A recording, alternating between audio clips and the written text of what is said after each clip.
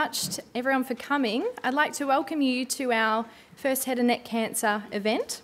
My name is Tara, I'll be your host for today.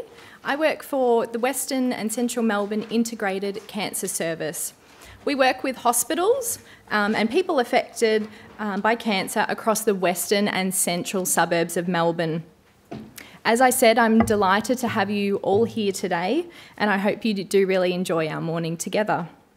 I know many of you have travelled a great distance to be here, and I'd be interested for show of hands, who's travelled more than an hour to be here today? Yeah, we've got one at the front. Yep, Chris, yes. So some of you have been up quite early this morning, I'm sure, so again, a special shout out to you too. Now, I'll just do some housekeeping before we get started. The toilets are located just at the back to the left for the ladies and to the right for the gentlemen. If we can take a moment to switch your phones either on silent or off. And please do let us know if you are having any difficulties hearing or understanding us during the duration of the session. You will have been provided on your arrival with a little goodie bag, but also separately the red event program. I'd like to draw your attention to inside. There is a survey which we'd really love to get your feedback on by the end of today, but also you will have noticed a blank card. What we would like you to do with that card, for our second part of the session, we will be having a question and answer panel. So with that, if you're not feeling perhaps confident enough or able to ask a question during the session, we'd really love you to jot down a question for our panel later on, or even it might be a comment as well. And what we'll do by morning tea is we'll collate those questions together and I will ask the questions of the panel.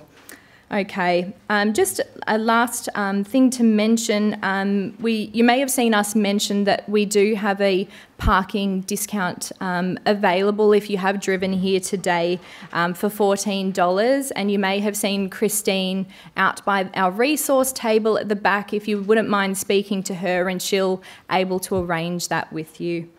But otherwise, firstly, I'd like to welcome to the stage Dr. Sien Phua. Sien is the head of Head and Neck Radiation Oncology at Peter MacCallum Cancer Centre, and it's our pleasure to have him here today. Thank you, Sien.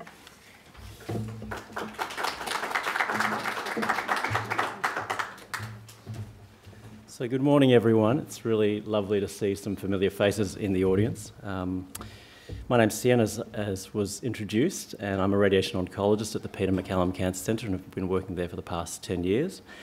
And I would like to very warmly welcome everyone here today to focus on quality of life in head and neck cancer for all those patients affected by this cancer and its treatment. And I'd like to say a very big thank you to WCMICS, who kindly initiated and arranged this event, which is really, really important. I'm personally really pleased to be here, along with the WCMICS team, some colleagues from Peter MacCallum Cancer Centre and the Royal Melbourne Hospital, to show my support for something that's incredibly important for everyone in this room, and also to learn, hopefully, for some of the shared stories that we will hear today, which may guide us make a difference in the future. At this stage, I would like to acknowledge the traditional owners of the land on which we are meeting, and I would also like to pay my respects to their elders, past and present, and Aboriginal elders of other communities who may be here today. Quality of life.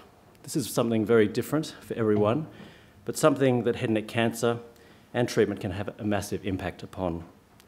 And it may be some hair that doesn't grow back. It may be an unsightly scar, or perhaps a change in speech. It may be the loss of an eye. And then there are things that other people don't notice. They may be a dry mouth, very thick, sticky saliva, or foods that just won't go down. And it may be a lack of taste for those favourite foods that you used to love. And then there may also be changes with relationships with loved ones, family and friends, the inability to return to work, or the anxiety and fear of cancer recurrence.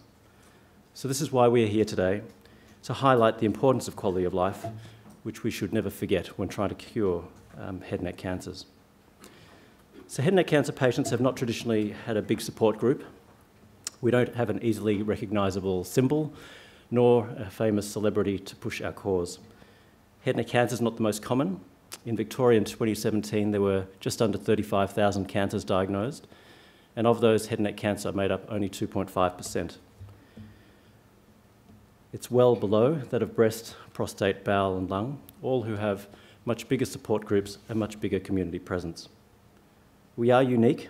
Head and neck cancer encompasses a wide range of different cancer types, each with their own very different symptoms and issues which cause issues for us as doctors and patients alike.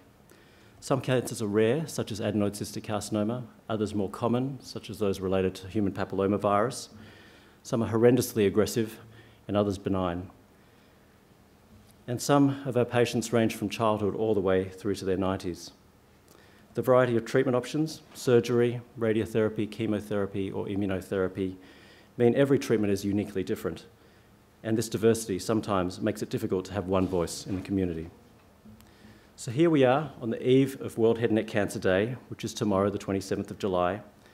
And this date was announced in 2014 in New York at a World Congress of Head and Neck Cancer Societies. And the purpose of this day is to raise awareness and motivate international change and action against head and neck cancer. Whilst places such as India, where head and neck cancer is the leading cause of cancer death and disability, have great challenges in cancer prevention, we in Australia hope to raise awareness for this cancer group to improve quality of care and also, importantly, quality of life for all affected. So I might ask Tara back to the stage to introduce the next part of the meeting. Thanks. Thank you.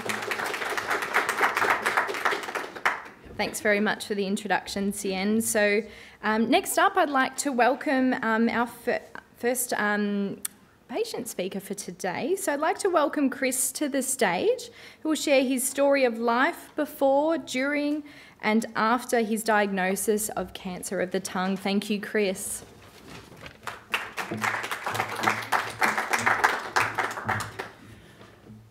Good morning. My name's Chris Ambrose. Before I was diagnosed with cancer, I had just retired. I have been a minister for 45 years. One of the other things that cancer made a difference for me, I had a beard for 45 years. My kids had never seen me. We've got 5 children. My kids had never seen me without a beard. Well, the beard had to go. And because of the radiation therapy, I only have half a beard, so I haven't grown it back.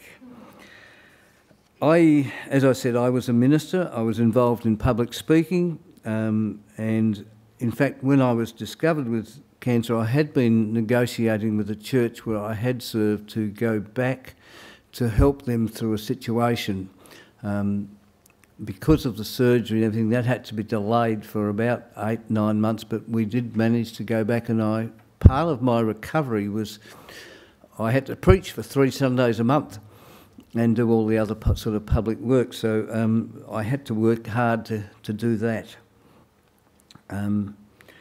We had retired. We were going to live down at Irrawullaby, and there should be a slide somewhere of... yeah. We've bought an old church and done it up, and we live in the country. It's just outside of Colac. We've been living there for about 3 years, my wife and I, Mary. Mary is still working. She's a nurse. Prior to our retirement, she had been working on the cancer ward at the Royal Adelaide Hospital. And I have a daughter who's a nurse educator and specialist in oncology nursing, done her masters, and works at Peter Mac doing some education work there. The original diagnosis came about because I kept complaining about a sore throat, and it was becoming a little bit difficult to eat. And although I had visited a doctor and had a CAT scan of the neck, nothing was turning up. I had a history of acid reflux, And so I'd had that in the past, so suggestion was probably the same sort of thing. We had to go to Adelaide I had to take a wedding for one of the young guys who had been in the church where I was over there. And while we were in Adelaide, because we'd moved, we hadn't been to the dentist for a while, so we went to the dentist we had when we were in Adelaide. And he did say to me, you've got an ulcer on your tongue. Maybe it would be best if you saw someone about it.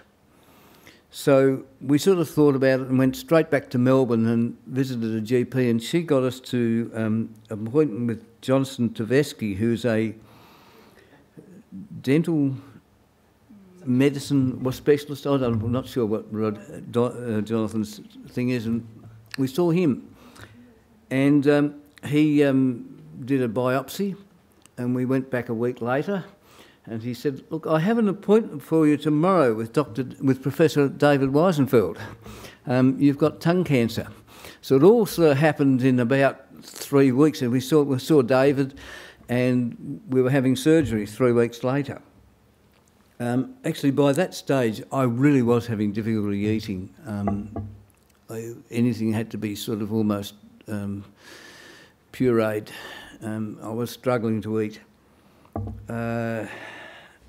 I went to the Royal Melbourne.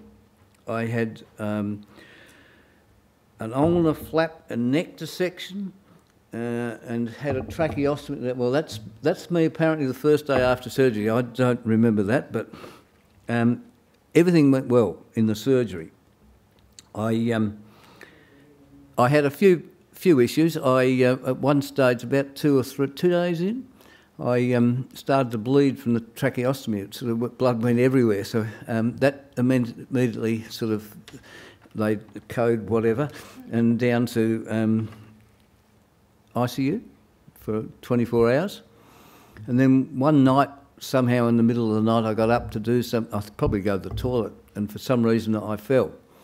And so they had an alert. The nursing staff that night were not happy because I had one.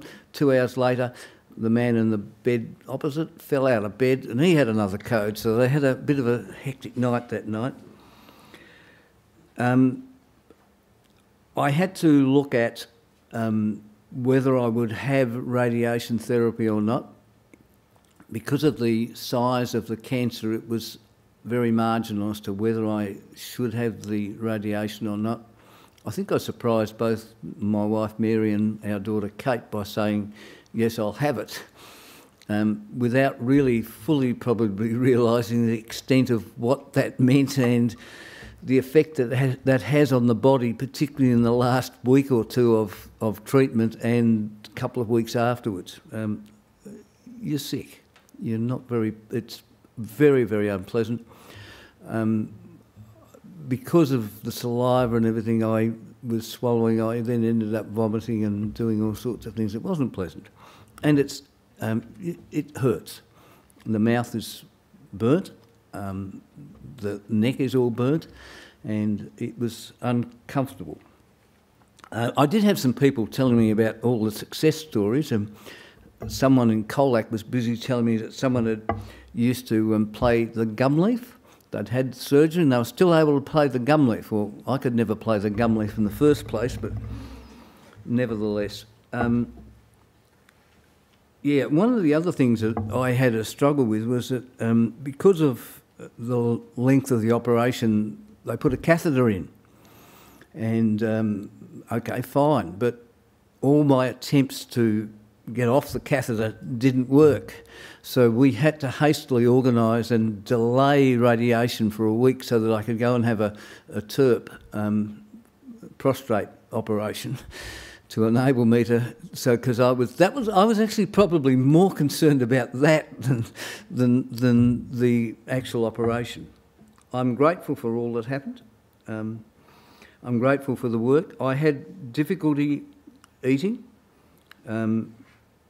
I had recovered most of that by the time I got to the end of the radiation therapy, and I lost it all again and had to develop eating things. I've been fortunate. I have got my taste. The problem I have is that I have a little difficulty eating some things with the tongue remade. It doesn't move around the mouth like it used to. I can no longer really eat tartufos, ice creams, because they've got coconut and nuts in them. And getting rid of little bits of coconut and nuts is difficult. Lamingtons are unfortunately difficult to eat. Lettuce, which I don't mind in the least not eating, and nuts and a few things like that. Rice is difficult. It sits in the tongue. I had to have at least one tooth removed so the radiation would work, and it just is difficult to get it out, and it sits in there, and it's unpleasant. But I can eat most things, and I'm healthy. I am fortunate that my speech has been pretty good. I can hear that sometimes it's a bit difficult, but most people are happy. As I said, I went and preached for 3 weeks a month for 12 months over the last period, and nobody complained about not being able to understand or hear me or anything of that nature. Yeah, so I've been fortunate. The support mechanisms, particularly, I mean, I was fortunate in that I have a wife and a daughter who've got experience in cancer. I really didn't know much about it. Probably still don't know. I have no idea why I got cancer. I was not a smoker, have never smoked. I don't drink alcohol either. But somehow I've managed to pick up this cancer. There's always the fear of it might come back. Recently I had some sore throats. I had a MRI just this week to check to see that everything's okay, because I raised it when I was seeing the ENT people at Royal Melbourne, and they've organised an MRI just to check. I haven't heard anything back from them, so I assume everything's okay. Yeah, so it's always a concern that, yeah, maybe it will come back or what might happen, and how to handle that. I think that's probably all I need to say at this point of time. Mary, have I said everything? Oh, yeah, it makes it hard. Yeah, all those. Well, I did have a heart incident in 2001, and I've never had anything added, done, but it still makes it hard to get travel insurance and do things like that. I haven't talked to many people who've had it done. I've talked to a few people, obviously, but it's not that common around the place. It's common enough. I play bowls, indoor bowls, and one of the other indoor bowls player in the area has had it, not very similar to me, but he's got other health issues and he's not travelling at all well, whereas I'm nice, relatively healthy and enjoying life. Thank you, Chris. Good.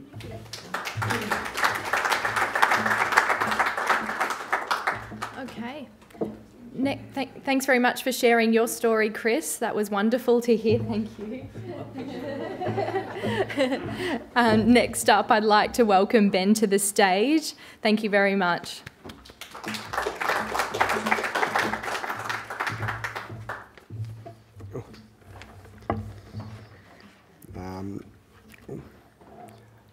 Hi everyone, my name's Ben Eglinton, and I've come here to talk to you about my journey with cancer.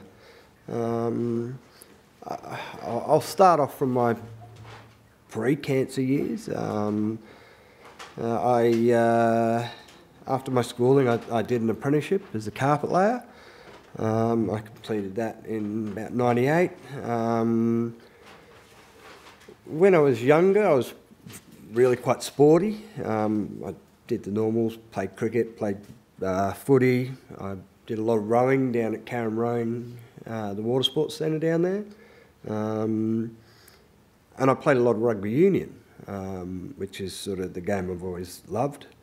So I had to sort of retire quite early from that though, because being a carpet layer and playing rugby union isn't all that conducive with your knees.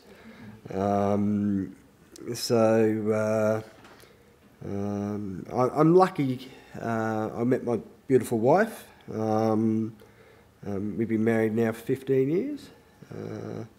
We've got two beautiful children, Talia 13 and Hayden who's 7. So I've got a fairly young family. And they're probably my greatest achievement, my kids. They're awesome. And we do our best to sort of send them to a really good school. We live down on the Mornington Peninsula, down in Mount Eliza there, so we sort of figured we've got them in a pretty good place, and we're pretty happy. For most of my working life, I've been a carpet layer, which is pretty hard on your body, knocks you around a bit. And I spent a lot of time with crook knees and a crook back and sore hands, and I've never really sort of, from a health point of view, looked after myself all that well. I take a lot of things for granted, like if I were out working, I'd sort of stop and get a burger from a fast food place or grab whatever I could from wherever I could to sort of sustain myself. And it was not something I really took a huge amount of time in worrying. It was all about work and getting through work every day. Throughout my life, I've had a couple of cancer experiences. My uncle Stuart passed away in 2010 after quite a long and nasty battle with a brain tumour. And then unfortunately in 2016 we lost my father. He had a very aggressive esophagus cancer, and he was only 67 when we lost Dad. But as with most people, cancer is something to me that happened to other people. It was never going to happen to me. You know, you go through life, and we didn't really worry about it. Like I say, I worked too many hours to pay off a mortgage that we sort of probably overextended ourselves with a little bit, and paying for school fees and things like that. So I sort of took my relationship with my wife and my kids a little bit for granted. You know, I'd get up in the morning, 6 o'clock in the morning, I'd be going to work, and I'd be lucky if I got home to put the kids to bed at night. These are the things that are sort of, after getting cancer, you really do look back on and reflect and go, probably should have spent a bit more time worrying about the kids than worrying about the mortgage. And that's something that, to be honest with you, since I've had cancer, has changed completely. Now life is pretty much about the kids and about living life, rather than getting up every day to go to work so that you can afford life. So that's one of the things I've discovered. My story from the start was in about July 2017, I discovered a lump in the roof of my mouth. I didn't think much about it, but it was there for a few weeks. It was starting to get a little bit bigger. So we, next time we were at the doctor's, and we didn't go there for that reason, but I just mentioned to him that I had this lump and it was getting a bit bigger. He had a look and he sort of said, "Oh, look, there's nothing to worry about. You don't get cancer there. There's no reason to worry there." Because that was a question. It seems as Dad had been crook with his cancer, and only recently passed away. So he gave me some cream. He said thought it to be an ulcer. Gave me some cream and off we went. And about a month or so later, the lump had doubled in size. It was starting to get a little bit of a nuisance. So I went back to the doctor. And he had a look and he said, "Look, I don't believe it's anything to be concerned about, but because it's causing me some issues, I'll send you off to a maxillofacial surgeon. He's a friend of mine. He can have a look and we'll get it taken out. Not a problem. I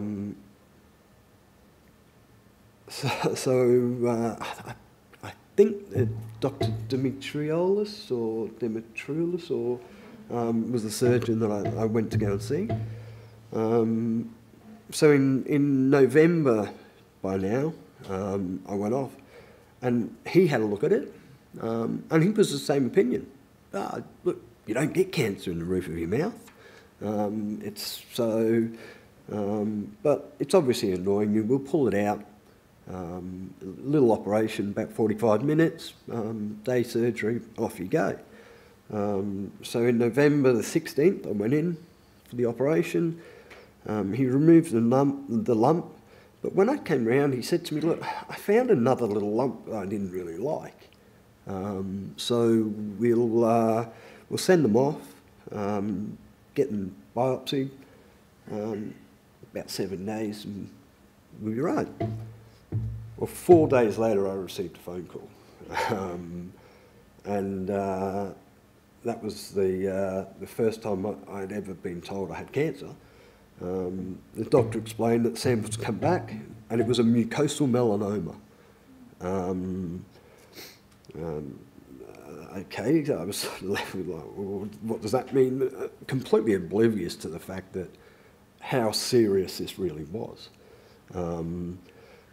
I know Dr. Demetrioulis was very much aware of how serious this was, but he sort of said it to me fairly softly, and he explained to me that he'd already, like with Chris, he'd already made an appointment for me to go and see Professor David Weisenfeld.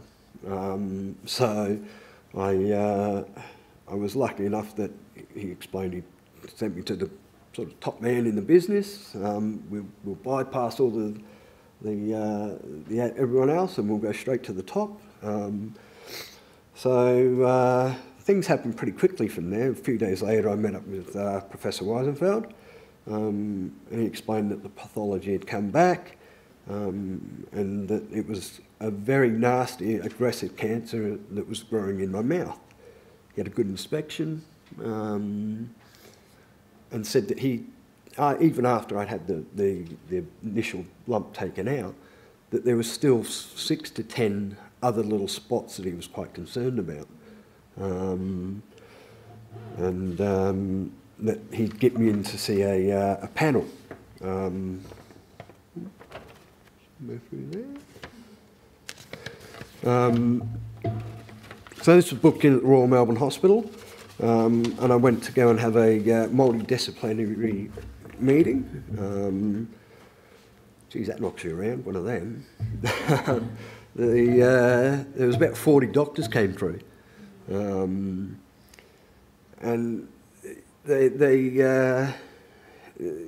you left sort of 2 hours it took, and they start talking about how much you're either going to remove and what parts are going to take out, and you're left sat there sort of.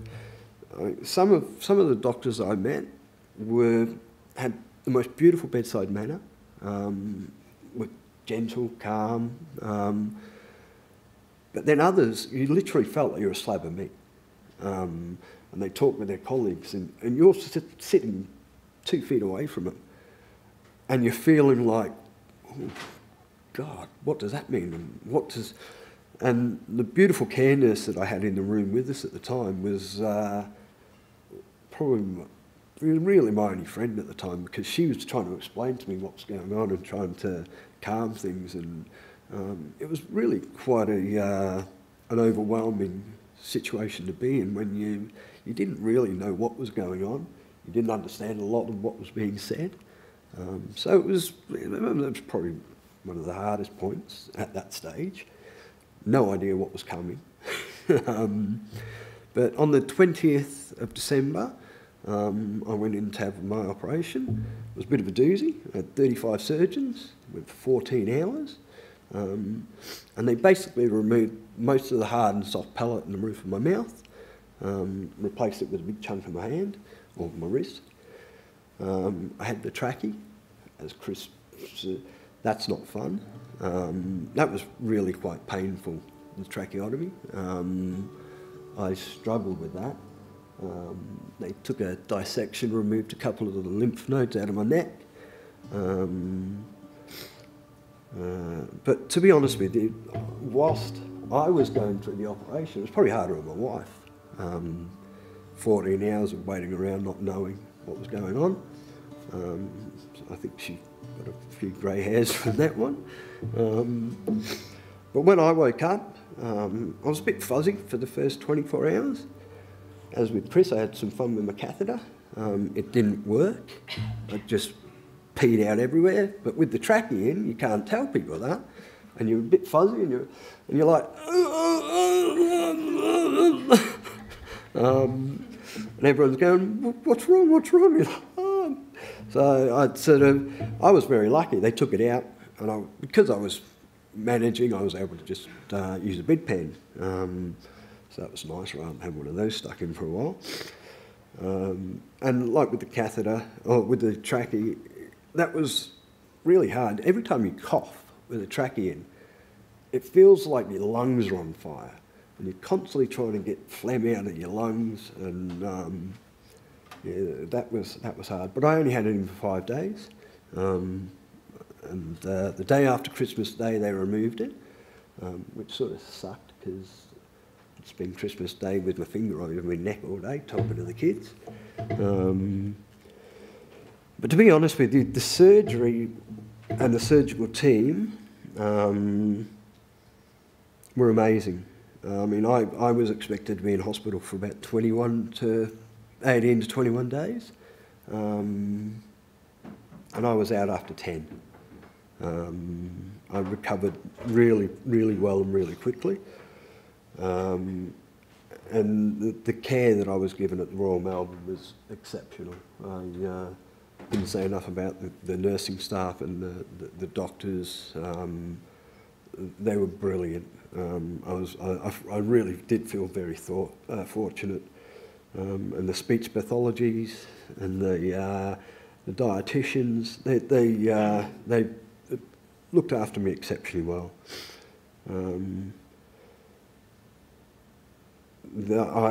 Every time I ever speak to anybody from a medical point of view and they have a look inside my mouth, they're awestruck with the job that was done. Every single they look in and they go, oh wow, that's the best flap I've ever seen. And which is really positive. I mean, I was told that I would never speak properly again after my surgery because they'd cut through my soft palate. It was going to affect my speech quite badly. As you can hear, nothing's ever going to shut me up. So it didn't. And I remember the first time I put my finger in my trachea and I started to speak, and the doctors were gobsmacked with how my speech was. So I've been very, very lucky in that aspect. So about 6 weeks after my recovery, I started radiation treatment at Peter Mac down at Moorabbin there, and I was, like Chris, booked in for 30 treatments,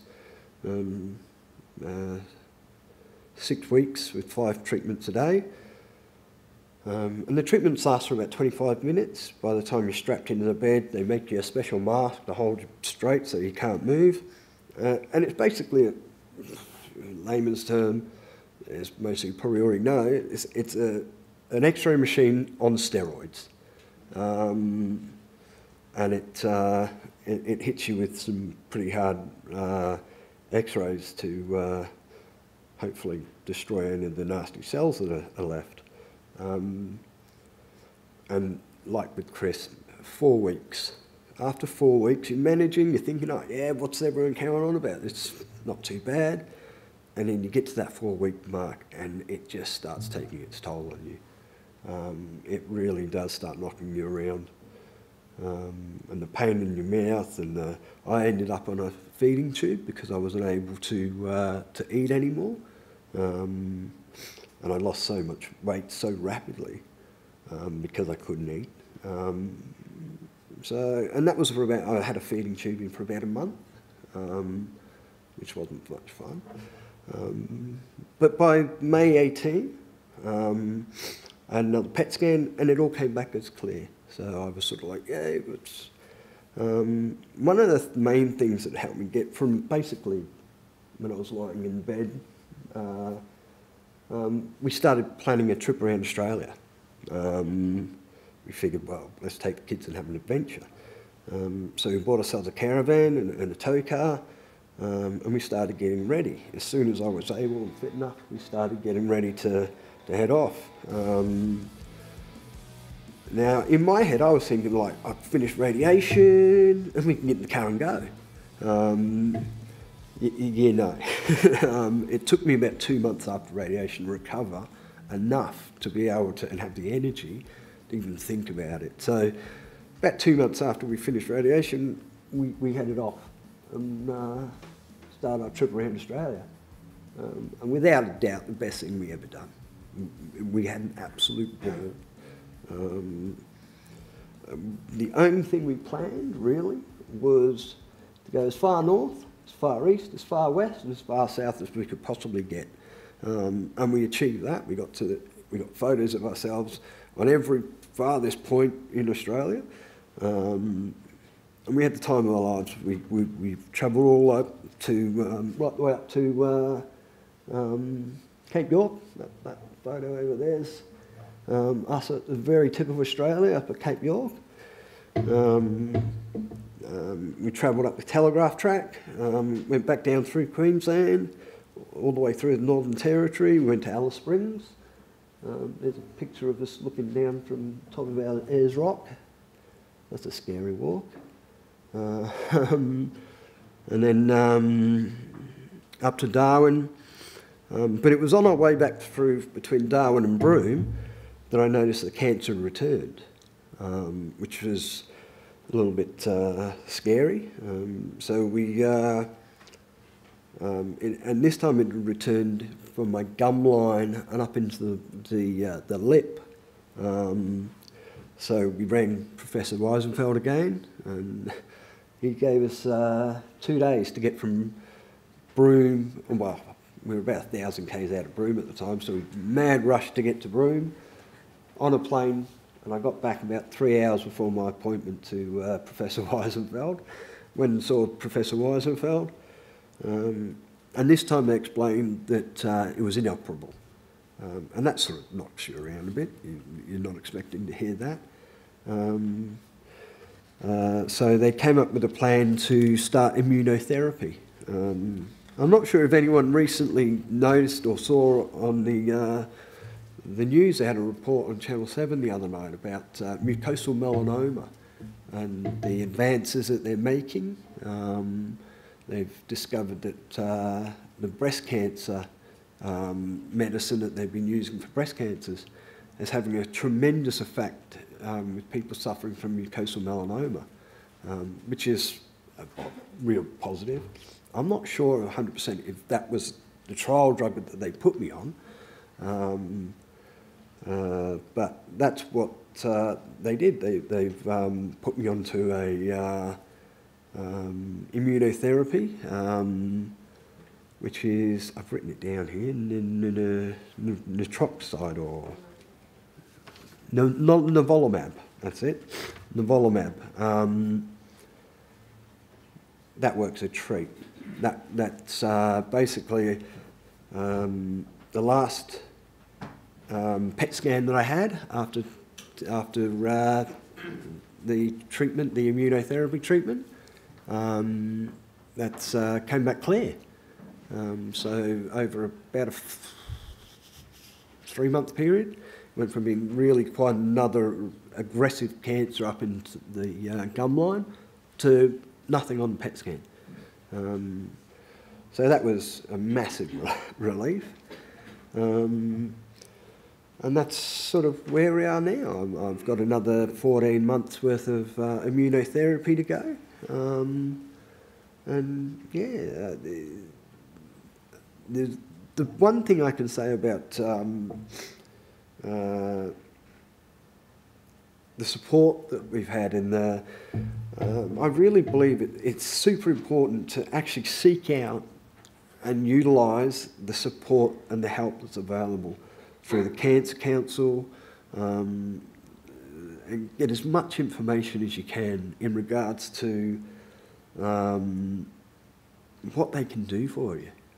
We've called on a lot of help, and it's helped us get through a lot of hard situations. But not only for myself, but also for my family. We've got the kids have been able to utilise the canteen with Talia. We were lucky enough that she gets ongoing counselling and support. As a 13-year-old young lady, this is a very confusing and hard time to see Dad going through this. And some of the things that they offer in their counselling, but then the events that they do as well. Like we were lucky enough to, they asked us to come along to the Grand Prix, and we spent a day in a private box at the Grand Prix, which was fabulous and really heartwarming, and it gives the kids something to look forward to as well. And then there's Hayden, who's only 7, but we've been able to utilise some of the help from Camp Quality for Hayden. But then there's also the social workers through Peter Mac. And one of the things that I have discovered is cancer, you tend to,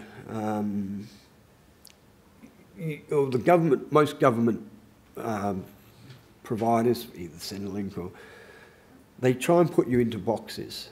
And the problem with cancer is you don't really fit into any certain boxes, so they squeeze you into boxes that you don't really fit into and don't really apply to you. So the social workers help cut through some of that red tape. They've been there, they've done that, they know how to help and how to get through some of that red tape. So it's imperative that if you're getting stuck or you're feeling snowed under, go and talk to them, and they can really, really help. You have to excuse me, I've got a stinking cold at the moment. Oh, and I've got new teeth. I've had my new teeth put in 2 days ago, after 18 months of having no teeth, and which is like Chris was saying, eating. It's amazing. I hadn't actually written anything down about not being able to eat or not being... The other effects that having a mouth cancer cause to you. The fact that being able to bite into a salad sandwich, it's just something you don't realise you miss until you're not able to do that. I can't remember the last time I had a steak. There's so many tiny little things, dry mouth. Waking up at 2 o'clock in the morning, sort of with all your throats and completely dried out, and things that you just normally take for granted that you cannot do anymore, can be really quite heart destroying and soul destroying, and build up on you over time. But there's one thing that I must say has got me through this, and I honestly believe it is possibly as important as any of the medicine that we can be given, is being positive. That, yeah, it's an illness, but we can recover. The nivolumab does help, trust me. But the being positive is more important to your mental survival than your than any of the other things that you go through. And when you do look at Dr. Google, and we all do, like it's just you do, just keep in mind that the statistics that you see and you read probably don't actually apply to you. And this is one of the things that I've discovered is that every single person's cancer is individual to them. Every single person's recovery rate is individual. Every single person's way they take to the drugs and way that your positivity, and the fact that there are every day new drugs coming new research being done. It doesn't mean that the statistics that were 5 years old, 6 years old, are applying now, and that's all on Dr. Google. So if you do look at Dr. Google, don't take those statistics as being your outcome, because that's not going to be the case for you. You're an individual, and individually you'll achieve what you want to do. So, thank you.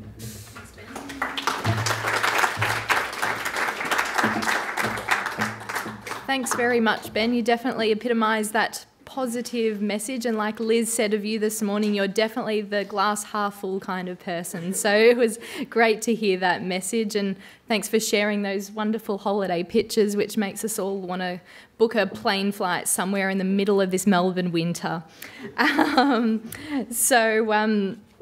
Next, as I mentioned, now we'll start heading towards morning tea. So a quick mention, if you would like to fill in your question card, you can pop them in the white bags hanging from the door on your way out, and we will collate the questions. Otherwise, we look forward to some questions that you can ask of our panel after morning tea.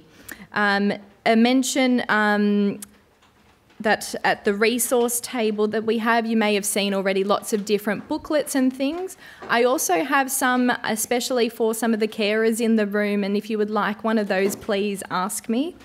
Otherwise, we definitely welcome you to enjoy your morning tea, chat and share each other's experiences. As both Chris and Ben have mentioned, we know that swallowing difficulties and different nutrition needs are very common in head and neck cancer, so we have tried to cater for a variety of needs in that way. And just a last minute mention to arrange any parking that you need to. So we'll take a break now for about 20 or so minutes, and then we'll welcome you back into the room for the second part of the session. Thank you.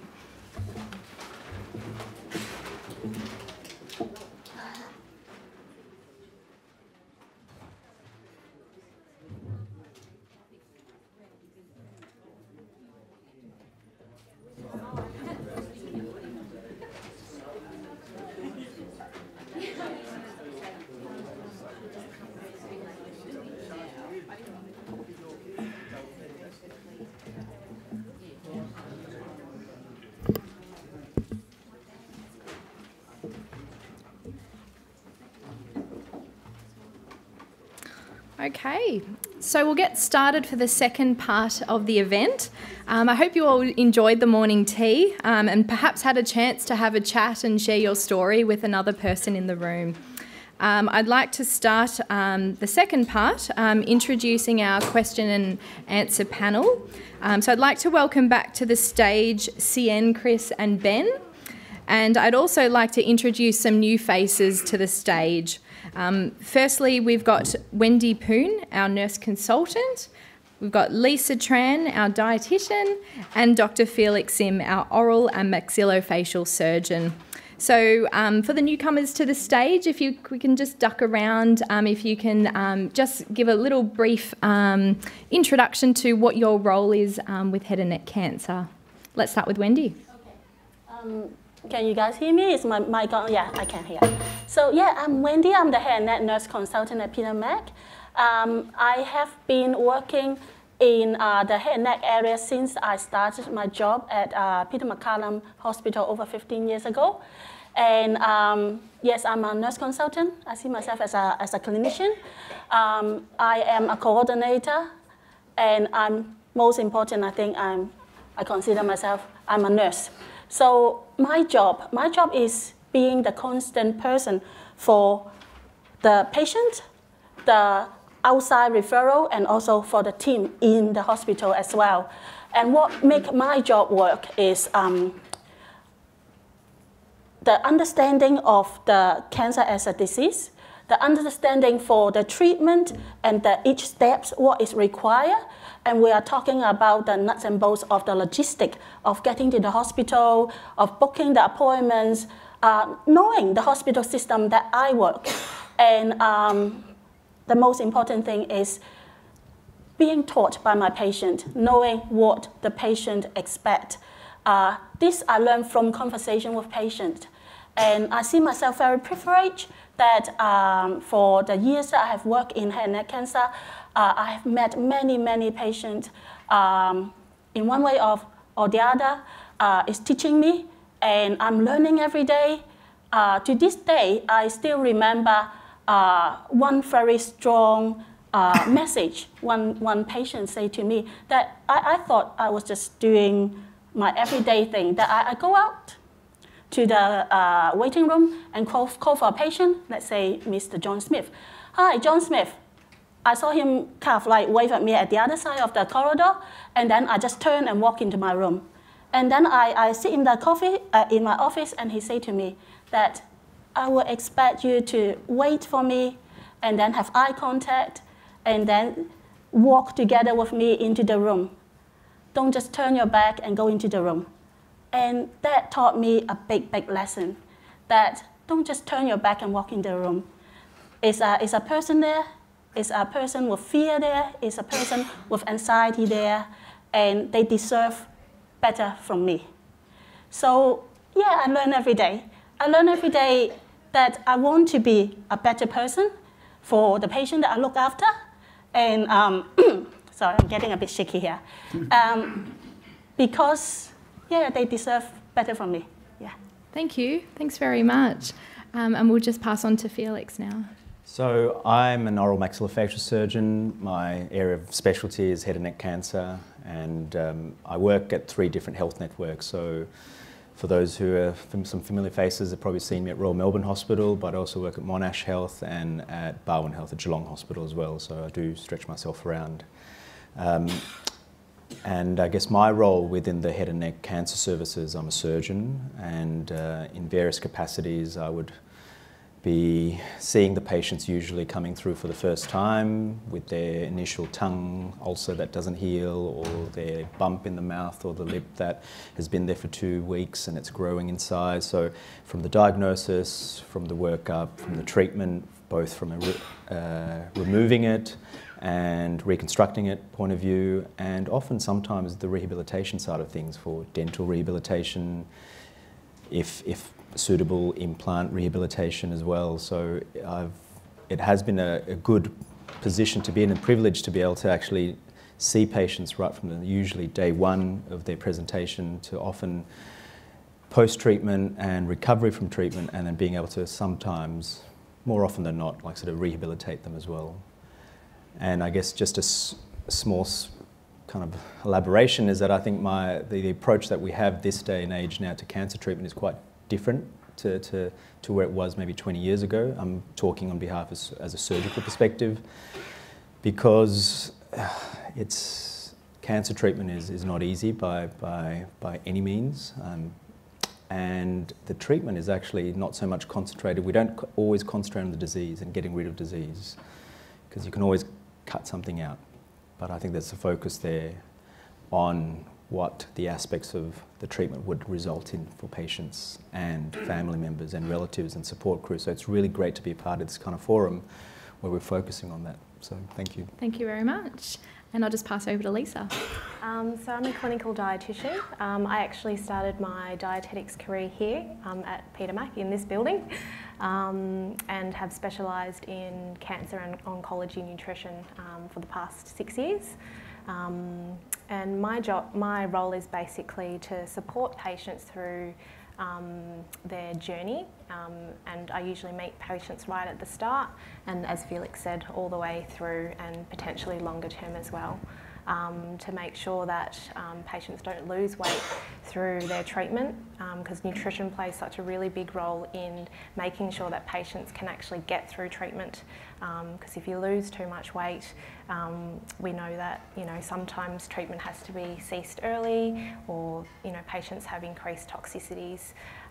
But managing all facets of nutrition, so different diets, some patients need feeding tubes through the nose or through the stomach, and supporting not only the patients but also their families through that journey.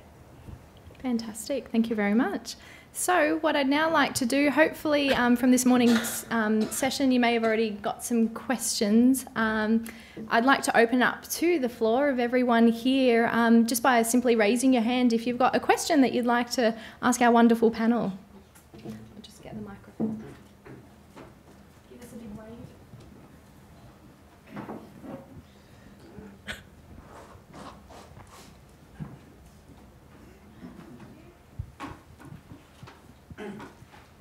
Don't be too shy.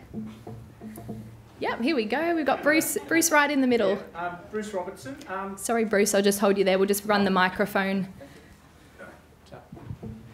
Bruce Robertson.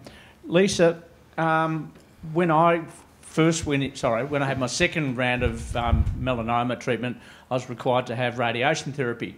My normal body weight was 72 kilo. So before I went in, I really bulked up and went to 78 kilo. And as my weight stripped off as the treatment went, the dietitians were going, oh, we're going to have to nasogastric tube you. As I was returning to my true body weight. And no one would listen to me, no one treated me as an individual and listened to, I deliberately bulked up and put on weight because I knew I was going to lose weight with the treatment. Would you like to comment on that, please? I think you did a really great job putting on weight prior to starting that next stage of treatment with the radiation therapy. And it's really important that patients do try and put on some weight because we know that the expected course of the radiation treatment that you will lose weight. And it's unfortunate to hear that you didn't feel that you were listened to because obviously you had put on some weight prior to the radiation therapy to prevent yourself from getting a nasogastric tube. Did you know that before starting your radiation therapy that if you had lost weight that a nasogastric tube would be a potential option? No. Okay. But equally, all they were focused on was when you weighed in, you were 78 kilo. Our mission in life is to send you home at 78 kilo, come hell or high water. Yeah. So our goal is to always try and maintain your weight throughout that whole process. But the reason for that is to make sure that you maintain your muscle and your strength and maintain your independence and your ability to continue with your everyday activities. In not all cases do patients get nasogastric tubes, and it is a conversation between the team and the dietitian whether it's appropriate or not for you. And I'm sorry that you had that experience that you weren't listened to in that situation. And we do respect that if patients don't want to do something and if they don't want a nasogastric tube, that they wouldn't get one as well, because there are situations that patients have radiation therapy and don't get nasogastric tubes if the patient is strongly adamant that they didn't want that. And in your situation, you were able to maintain your baseline weight. Yeah. I hope that answers the question. Thank you. Thanks, Bruce and Lisa. Sien, do you have any comments on the weight and... So my comment would be, it's probably a bit unfair on Lisa because I suspect the dietitians, no, not from that point of view, but I suspect the dietitians that were talking to you were dietitians from Peter Mac, is that? Correct. Yeah, so it wasn't the Royal Melbourne Hospital, so we're the baddies. I guess one thing actually, I agree entirely with you. We have a lot of patients that bulk up and it's very individual and a lot of it depends on what the history is. You may say, look, I'm eating this and this and this, and yeah, my weight's dropped, but you can clearly see I'm actually eating quite well and being well nourished. One problem we have, and this is not an excuse, but one problem we have is the radiotherapy is pretty technical, and the radiation calculation's done on you being a certain size. So whether you put on 10 kilos before and you lost weight, if you start off this shape and you end up this shape, our accuracy and the calculations we make at the very beginning go completely out of whack. And so from a physical point of view, it's really important actually to keep you the same size. Whether you're the same weight probably doesn't matter, but the shape around your neck is actually important. And Chris, you got a comment? Yeah, well, before I had the cancer, I was overweight. So one of the advantages of the whole process is that I've managed to get my weight down. and I was really fortunate, although they were threatening nasogastro tubes, etc., I didn't have to have one, for which I was grateful. Yeah. I'll actually totally agree with Chris here, is that I was actually really enjoying the weight loss because of the fact that I'd been carrying a little bit extra weight. I hadn't looked after myself all that well. Yeah. So it was like, oh, I'm getting skinny here. It's really, and you're sort of battling every step of the way not to get the nasal gastric tube, not to have the, so you can be quite stubborn in that aspect too. And it's just not a nice way to lose weight, as I'm sure a lot of people in the crowd would have the same thoughts as well. At one stage, my trachea came out, and they had to put a new one in, and that is not a enjoyable situation at all. My daughter happened to be there when they were doing it, and so I had to be not as complaining as I would have been, I think. Oh, good to hear. Have we got any other questions from the floor? Yep, we've got a few down the front. Oh, thank you. I was just actually going to say, and Lisa, nothing with you as such, and everybody at Royal Melbourne and Peter Mac were amazing, but I have an intolerance to cow's milk, and I was put on the nasal tube feed milk protein because I was losing weight, which I too, when I went back to work, everybody went, oh my God, you look amazing. Weren't looking at my face, they were looking at my body going, wow. But I kept trying to tell the dietitian that with the nasal tube and that, milk products give me a tickle, which you've been hearing me cough. I've had some milk products and now I get the tickle and the cough.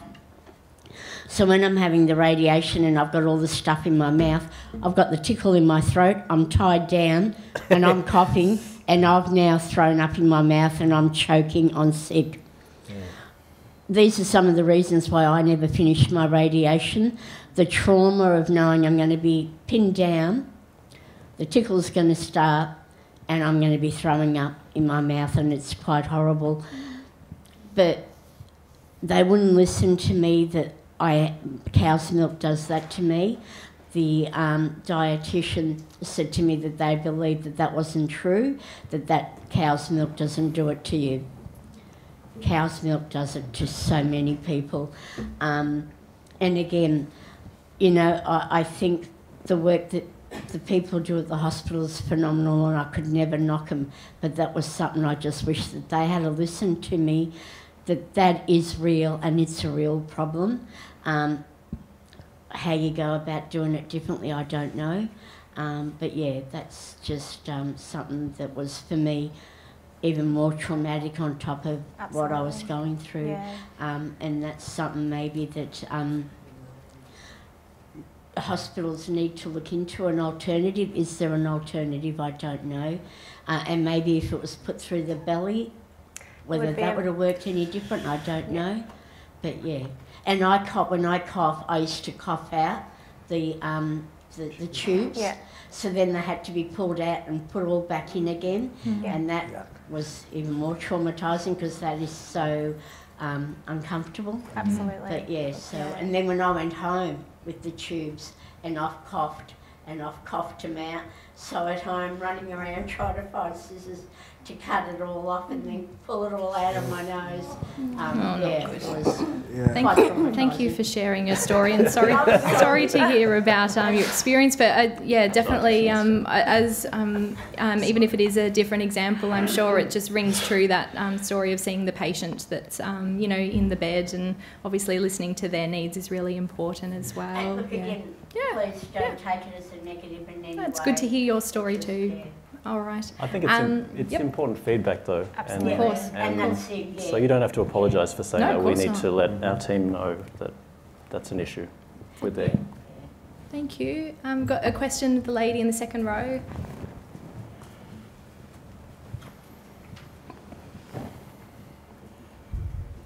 Thank you, Lorraine Hayes. I've actually put this question in the bag, fantastic. All right, I've got them in front of me. Thank you. I'll still say. I think it was Ben who said about Dr. Google. Now, I went crazy with Dr. Google when my husband was first diagnosed, and in the end, family members had to say, stop. And it was true. Some of the case studies I was reading, and their statistics were based on 5 people, hardly a global-wide sample. But there is no information that I could find through the Cancer Council on my husband's type of cancer. It's a squamous cell cancer with perineural invasion. And I was desperate for information, and no one was able to give me. They'd say, "Oh, go on to the Cancer Council website." There's nothing there. Melanoma, or the squamous cell cancers are when there is a tumour visible. My husband never had a tumour that was visible. They talk about staging. His wasn't staged. Where do you find reliable, robust information? All right. I'll add one little bit. Of course. My family doctor, when I was sort of falling into a bit of a hole myself, because carers can wax and wane, said it's because they don't know, and you have to accept that. I just find that just a bit difficult. Sure. Wendy, do you get this question often in clinic, that people are unsure where to look for information and where to direct them, or perhaps even CN? I think if I can answer that. Yeah, like fantastic. I'll answer it right from the start, which is essentially the diagnosis and the uncertainty of the diagnosis. There isn't one site that I think will answer all questions that you have. There are sites that are better than others, but Google is probably, typing a Google entry is probably not the best way to go. And the reason for that is, yeah. Yes, well, I'm a patient, cancer patient, and I'm also a clinical librarian. Yep. So, We'll just hand a microphone to you. Right. Yes, I'm a patient, and I'm also a clinical librarian. So I do know about information sources and where to find things, and I didn't want to look up information about my own things. No, I'm not going to do it. No,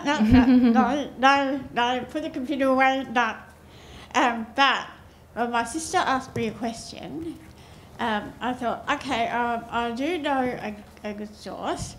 And I went to the UK Macmillan Cancer site, which has a lot of good patient resources, and they had their they don't list every specific type of cancer because there are so many of them.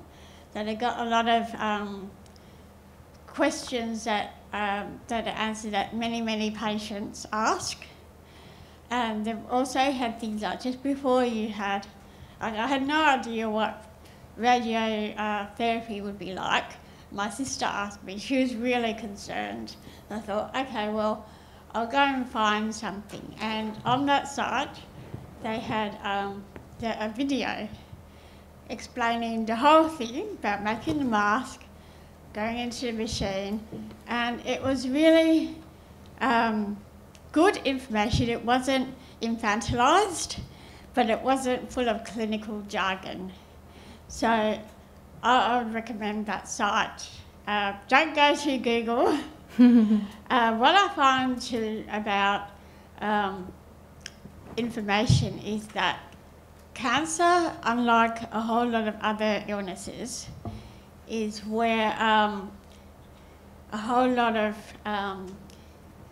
people exploit people with cancer. So you put in some things and they will come up with natural therapies to cure cancer, blah, blah, blah. Just ignore all that stuff. People we're very vulnerable. We want information, but just don't believe anything on Google, okay? This is from a library. I do use Google for my work sometimes.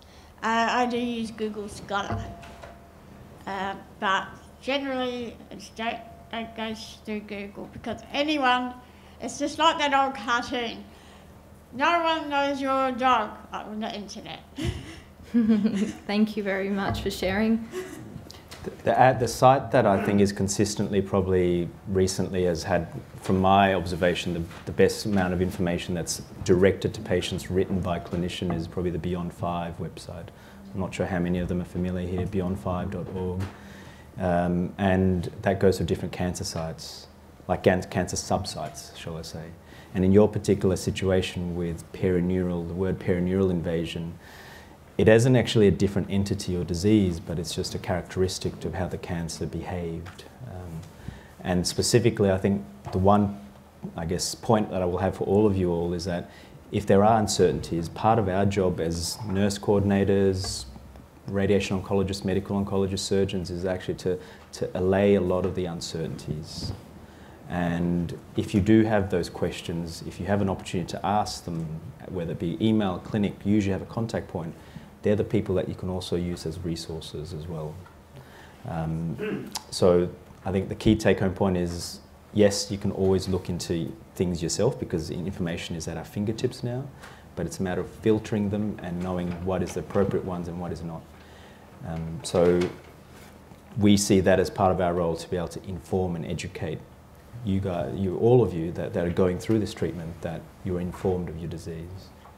But what I don't like to do, and this is me personally, is I don't like to put you at a particular stage. You've got stage 1, 2, 3, 4, and hence this is your statistic prognosis and blah, because you are not a statistic. You are your own individual, and I don't quote people's statistics like that. Thanks, Felix. If I could just Yeah, add to what Felix has just said, the one thing that in my own head, when I say I Dr. Googled, I actually never really Dr. Googled, it was my wife. And then she would come to me and say, oh, I found this, and I don't want to hear it. Because I think, and the one thing that, from Felix's point of view, if you've got a question, ask the doctor. Because they are looking at you individually. Google is looking at a whole situation that it doesn't know what your case is. And to try and pick out my DNA is going to treat my body and the drugs that I'm taking differently and my particular cancer.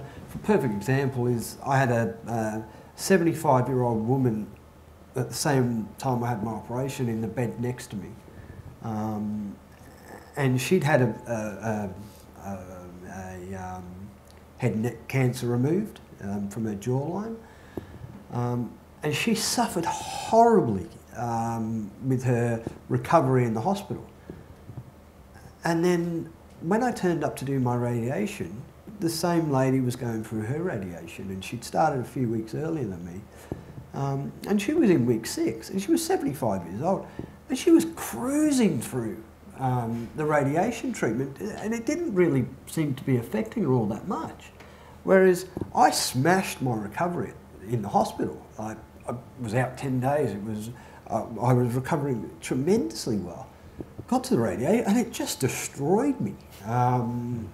So you can't sit there and look at any individual person from Google and go, that's my case. I need to worry about this. I need to think about this. Like Felix says, the best thing you can do is talk to the doctors, because they will have the best information for you individually. And Google, don't worry about it. It just scares the hell out of you. It gives you the false information that you don't really need. Can I just ask you a question on that? Just how comfortable you felt in approaching the doctors for that information? Did you feel comfortable in approaching your doctors? Was it the specialist, the GP? Some people don't feel comfortable to pick up the phone, or you might have to wait a couple of weeks for an appointment. How did you find that? It depended. I tended to sort of, if I had a question, it would be like, for example, if I was a dietary issue, I talked to Lisa. So as long as you knew who you needed to talk to, I think that might be the hardest thing for a lot of people, is not knowing who to talk to about X or Y or what's happening. It was when they used technical terms in front of us that we got lost, and that's when I would Google. Yeah, yeah. sure. Probably the worst part is the rounds when there's 95 doctors coming through, one after the other, and you're not sure which one's who and what they're doing. That's the confronting bit. Yes, and like Liz alluded to, it's then trying to figure out, oh, they used a word that I'm not sure of, what does that actually mean? But maybe, Wendy? So I guess that's why roles like myself and then the nurse consultant in Royal Melbourne Hospital is made available, and because we try to be the human face behind the system, we try to be the person that speaks your everyday language when you're faced with technical terms. Like, for example, in Peter Mac, I met every new patient who is coming in for chemoradiation. After the doctor have seen them, they introduce the patient to me, and then I go over their treatment again once with the patient.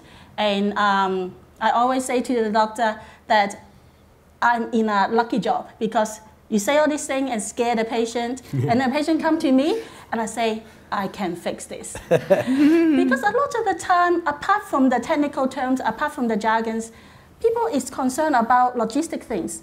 How am I going to work? How am I going to get here? How am I going to get my kids picked up? How am I going to eat? How am I going to speak? I'll say, I'll make referral for you here. I can organize transport for you. So they always leave my room smiling. So and so we see ourselves as a point of contact for the patient as well. And hopefully it's a more accessible kind of number that I gave her my desk number, and I gave her my personal email as well. As a point of contact, as I said earlier, I'm the constant person that is in the hospital, that when calls come in, it's hard for people to negotiate the system in a big cancer hospital, because usually when we go to GP, we just make one appointment, see one doctor, and walk out. But when you're in a cancer treating environment, it's just so many departments, so many systems, so many specialists that the patient is needing to see. So I try to be the coordinator that help to negotiate, help the patient to negotiate that. Thanks, Wendy. And I think that links in nicely with one of the questions that we had, which was, from Karen, are there plans for dedicated cancer nurses for head and neck cancer patients? And perhaps this was perhaps that after treatment experience. So are you always accessible for patients who are beyond that as well? And I know we've got a head and neck coordinator from Royal Melbourne and also from St Vincent's as well, if you've had interactions with those hospitals. So that's obviously a really important role to link into as we know, the huge head and neck cancer team and the many clinicians that fit underneath that as well.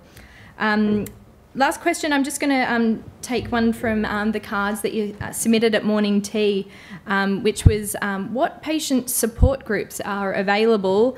And second question to that was, how do we find out about them? So this actually links in really nicely to the next session that we have Chelsea here from Cancer Council Victoria to talk to us about the benefits of support groups. And I'm sure I'm not telling you anything new when I say that there currently isn't a Victorian head and neck cancer support group for Victoria-wide.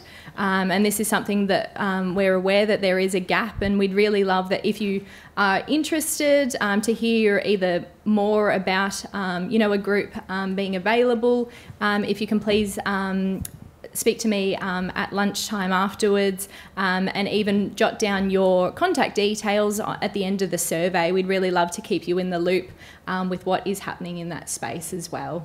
All right, so I'd like to introduce Chelsea to the stage. Thank you very much to our panel.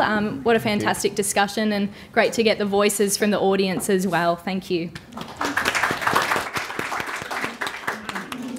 right.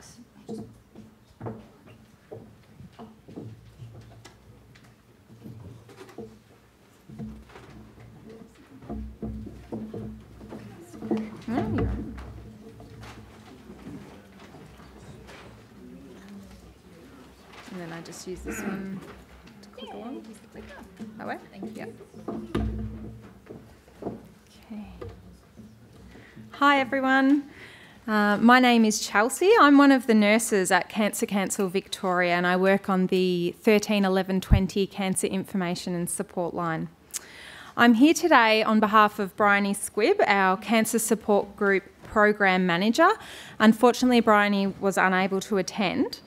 In my role at Cancer Council, I have also had involvement in our peer support program, including our one-to-one Cancer Connect program and also training of cancer support group leaders.